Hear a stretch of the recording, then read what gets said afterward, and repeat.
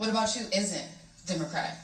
To which I responded, well, besides my skin color, what about me is Democrat? And it was at that very moment that she realized that God gave her enough common sense to ask me. Don't get me wrong, I was raised to vote Democrat down the ballot, so when I first started, I would say things like, I'm a Republican, but I'm not a conservative.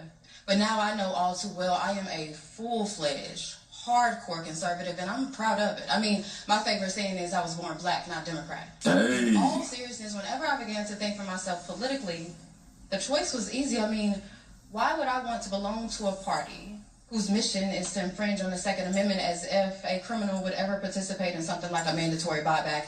Why would I want to belong to and endorse a godless party? Because there is no such thing, and I mean no such thing as a trans child. We have confused children and sick enabling adults.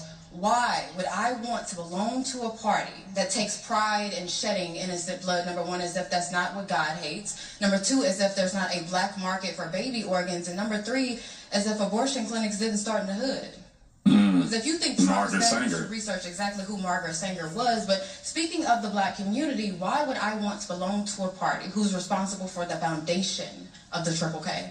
But it's not just that. Supposedly in the 1900s, the party switched, right? But what never changed, what I noticed never changed, is Democrats' love for immigration and how they have always prioritized that over the black community. I mean, imagine every single Democrat leader helping you joke about what a black job is in 2024, exposing your ignorance on 1924 and how imperative the Immigration Act of that year was, how it was all reversed in 1965 with the Hart-Celler Act, how Congress refuses the advice of the Rockefeller Commission and the Hesburgh Commission, and how to this day they refuse to adopt the Barbara Jordan Blueprint, validating every single thing that Dr. Claude Anderson spoke of generally, but specifically what Mrs. King spoke of in 1991 with her letter to Congress. Now look, I'm not saying that the Republican Party is perfect.